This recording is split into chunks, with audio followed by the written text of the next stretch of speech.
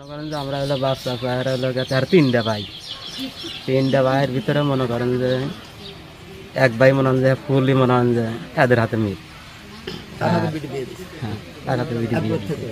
আর আমাদের মনে করেন যে আমরা পাঁচটা ভাই, আমার বাবার মনে 5টা ছেলে, বোন টোন নেই, 5টা ছেলে। তার মধ্যে মনে হয় যে আমরা 3জন আবশ করে নিছি আর 2জন এদের সাথে আছে। এদের ফুলই আমার তো মনে করেন যে তারা আমাকে এক জায়গাতে দিয়ে দিছে, আর দাগে দাগে যেখানে জমা পাইল নি আমি হাগার ছেড়ে দিছি। ছেড়ে দিয়া আমার অংশ যে কয়েন 3 ভাগে পড়ছিল, আমার এই কয়েন আমি খুলে নিয়ে চলে গেছি। ভাগ হবো 3টা ভাগের ভিতরে একটা মনে হয় ফুল দিয়ে দিছে, আর 2টার মনে করেন যে 3টা দিয়ে দিছে, এক জাতে নিয়ে নিছে, আর 2টা আছে বর্তমানে এর ভিতরে, আর 11টা ফুল। এই নিয়ে আমরা যে গ্রামে বেশ কয়টা সালিশ হয়েছে, আমরা গ্রামবাসী এবং বহিরাগত প্রধানবর্গ ছিল, এদের নিয়ে আমরা সালিশ করি। এরা হাজী সাহেবের কাছে কিছু জমি পাবে, মাঠ দিয়ে বাড়িতেও কিছু জমি পায়, 6 শতক জমি পায় বাড়ির থেকে। এইটা নিয়ে একটা সালিশ করি। সালিশে আমাদের সিদ্ধান্ত হয় যে বাড়ির থেকে আমরা ওইটুক জমি আমরা দেব না। একজনের বাড়িতে এসে অল্প একটু জায়গার জন্য একটা কেওয়াজ গাঞ্জাম, এইটা আমরা মীমাংসা করি মাঠে থেকে দেওয়ার জন্য। তার জন্য আমরা 3 শতক জমি আমরা বেশি দেই। ওরা যতটুকু কাগজ সূত্রে পায় তার চেয়ে 3 শতক জমি আমরা বেশি রায় করি। রায় করার পরে দীর্ঘদিন তো গোলমাল হয়ে আসতেছে। আসার পরে আমরা গ্রামে বসে একটা সালিশ, এই মনে হয় যে 15-20 দিন 25 দিন আগে আমরা একটা সালিশ করছি।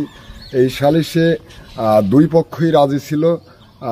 এই 2 পক্ষ রাজি থাকার সাপেক্ষে আমরা সালিশটা করি। সালিশটার মাধ্যম দিয়ে আমরা একটা রায় আনি। এই রায়টা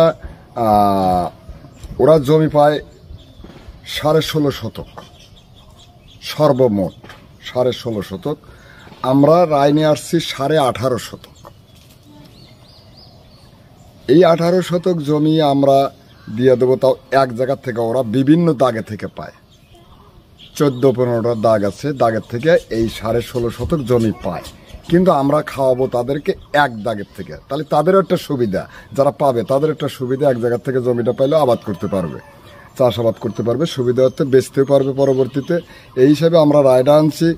এখন এই রায় উভয় পক্ষই মানার কথা ছিল, কিন্তু রায় আনার পরে এই বাদী পক্ষ যে হাসন, উনি এই রায়টা গ্রহণ করলেন না।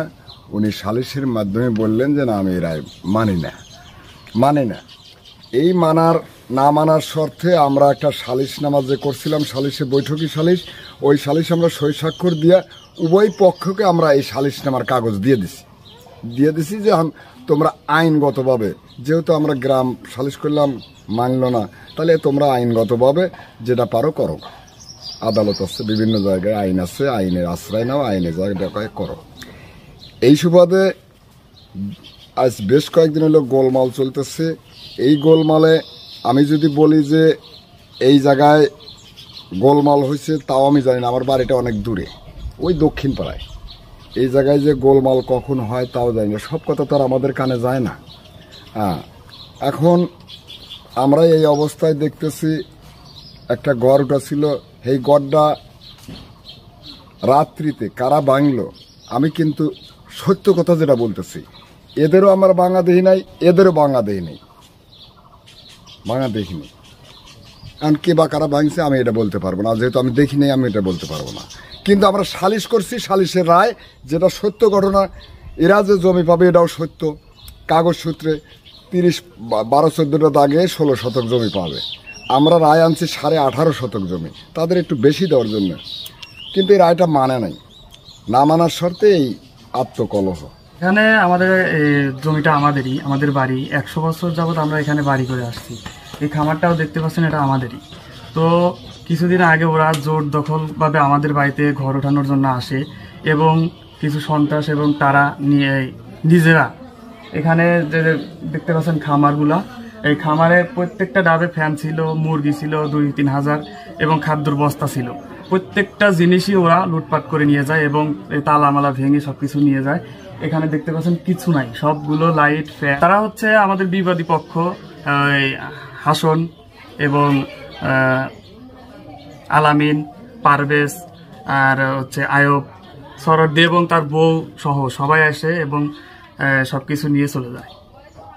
এরপরে আমরা থানাতে নালিশ দেই এবং অভিযোগ দেই। তারপরে তারা আসে, বলে যে আমরা একটা আইনত ব্যবস্থা নিই। এরপরে প্রতিনিয়ত আমাদের হুমকি দামকি দিয়ে যাচ্ছে যে প্রতিদিন রাতে তোদের ধরিয়ে দেবো, হ্যান ত্যান, রাস্তাঘাটে পাইলে মারবো। এবং আমাকে নিজেও 2 দিন রাস্তাঘাটে ঠেকাইছে।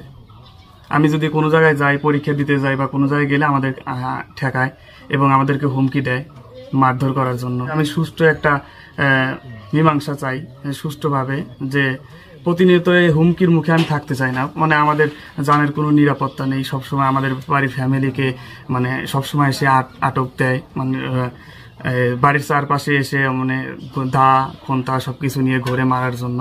এইভাবে আমরা আতঙ্কে আছি। প্রথমে তো পরামানিকরা রায় করলো যে এরকম মানে 16.5 ডিসেম্বর জমি পাবি, তো 18.5 ডিসেম্বর জমি দেওয়ার জন্য। তো ওরা মানে নাই, তো আমরা তো মেনেই গেছি। আমরা সারাক্ষণই পরামানিকদের এতেই আছি যে পরামানিকরা যা করবে তাই, তার জন্য আমরা কিচ্ছু বলি নাই। 6-7 মাস যাবত এরকম অশান্তি, আমাদের সাথে অনেক খারাপ ব্যবহার করে, রাস্তা ধরে মারবে, এটা আগের থেকে হুমকি দামকি দিচ্ছে। দেওয়ার পরে তো সেদিন জোরপূর্বকভাবে এসে বাড়ির উপর এসে মারামারি, সে মারধর করে পরে এরা আবার সবাই হসপিটালে যাওয়া নিছে। হসপিটালে রাস্তায় আবার আমার শ্বশুর, আমার মানে হাজব্যান্ড, আমার ভাসুর, এদেরকে সবাইকে করছে, আক্রমণ করছে। ওরা তারা করছে, তারা ভেঙে চুরে রাতের অন্ধকারে নিয়ে গেছে। অনেকেই সাক্ষী আছে, কেউ আমরা ভয় করে বাড়াইনি। আমরা সবাই গেট টেট বন্ধ করে ছিলাম, মানে আমরা 2 জন মহিলা মানুষ ছিলাম, ঘরের মধ্যে ছিলাম। আর আমার শ্বশুর, আমার স্বামী তো হসপিটালে, আমার মানে আমার দেওরতেও সবাই হসপিটালে, খালি আমরা 2 জন মহিলা মানুষ ছিলাম। তো ওদের এর মধ্যে আমরা আসবো কিভাবে? আমাদের তো আগেই মেরে ফেলানোর হুমকি দিচ্ছে। আমাদের এই যে মেলা দিন ধরে গন্ডগোল করে এই না শ্বশুর আমলে ওই জমি খাবার দেয়, এই জমির পরিবর্তে মানে জায়গায় জায়গায় পাইব, সে সব জমির পরিবর্তে এক জায়গায় খাবার দেয়। গ্রামবাসী সবাই জানে, তার থুইয়া আমার ঝামেলা করবে এসে প্রত্যেক দিন হুমকি দেয়। হুমকি দিয়ে আইসে এই যে করে আমার গন্ডগোল করে, গন্ডগোল এসে আমাকে যেভাবে মারধর দিছিল, লাথি দিয়া গলায় চিবি দিয়ে ফেলা দিছিল, সবাই জানে। আমাকে পানি পর্যন্ত ডালছে। তারপরে আবার আমার বাসুরের ছেলে খাতে যে কোপ দিয়ে হসপিটালে ভর্তি, তার সিলাই দিছে 5-6টা দিয়ে। তারপরে এই যে এগুলা গন্ডগোল শুরু দিছে, আবার কেস কাহিনী করতেছে। সালিশ তো করে দিছে, ঈদের পরে সালিশ করে দিছে। পরামানিক সাহেব তো বললই, আরো পরামানিক আছে, সবাই একই কথা বলবে, এনে কোনো মিথ্যা কথার আশ্রয় নাই।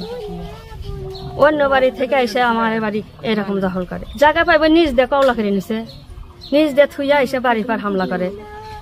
আমাদের বাড়িতে কেউ ছিল না, আমার গেট বন্ধ করে এসে হামলা করে। আমাদের হুমকি দিয়ে ঘর দরজা ওরাই নিয়ে ভাঙ্গে ওই বাগানের মধ্যে ফালাচিয়ে দিছে, বলতেছে আমরাই ভাঙছি। তা আমাদের মানুষই নাই, আমরা 2-3 জন মহিলা মানুষ আর ছেলে মানুষ আসলে 2 জন, ঠেকাতে মাইরা করছে, আমাকে মারছিল। এই কাগজ পাতি নিয়ে আমি এসে অনুযায়ী খাইতাম 2 বিঘা, যে মূল রোজদার ভাগ করে দিয়েছে 2 বিঘা। আর এসে এসে চুরি চামারি করে রেকর্ড করছে, তাহলে রেকর্ড করছে। ওর বিরুদ্ধে আমার মামলা ছাড়া তো কোনো লাইন নেই। তাহলে 12 সালে এসে আমাকে তুলে দিল এসের জমির থেকে। আমার যতটুক রেকর্ড এতটুক এক জায়গায় খাইলাম। দাদিবাবু 34 শতক, তার তো 15 শতক করছে। তা বাদে আমি আন্দোলন করলাম না, আমি তো দাগে দাগে খাবো, দাগে দাগে না খেলে তো আমার সম্পত্তি আড়া দিতেছে। এখন আমার ওই পরে তাহলে থানায় সালিশ ওইটা বুঝবেন নাকি কোটে, তাহলে উকিল হাতে বুঝবো, 4টা উকিল হাতে বুঝা যে আমার চাওয়া যুক্তিক, হ্যাঁ দাগে দাগে পাবো, দাগে দাগে চাক দিতে বাধ্য। সেখান থেকে আর উকিল কয়া দিল যে তুমি যদি বাড়িটা খাও, বাড়িটার মূল্য আর চারার মূল্য সমান না, তুমি একটা মিউচুয়াল করে নেবা। উকিলই কয়া দিল তুমি একটা মিউচুয়াল করে নেবা। ও আইসে আর ধরা মারা দিল না, ওকে নিজে ইচ্ছে দলিল সরবে গেছিলাম, দলিল উঠে আসছে, উঠে এসে কোথায় দাগে দাগে দেবো, দলিল উঠে এসে কোথায় দাগে দাগে দেবো, নিজে ইচ্ছে উঠে এসে আর ধরা দেয় না, দাগে দাগে আর দেয় না, মাইপে দেয় না। আমরা প্রক্রিয়া নিলাম, গোষ্ঠী মুষ্টি নিয়ে প্রক্রিয়া নিলাম, আমরা জবরদল করবো।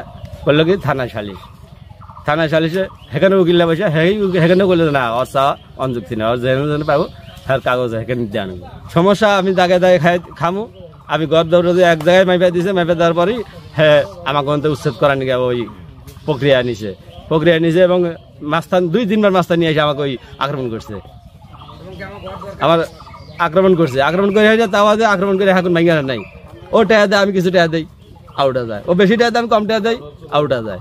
এইভাবে ঠেলে নিয়ে আইসা এখন আইসা মনে করেন যে এই গ্রামবাসী এই রোজা দিতে পারে সালিশ করছে 18 ডিসেম্বর দিব।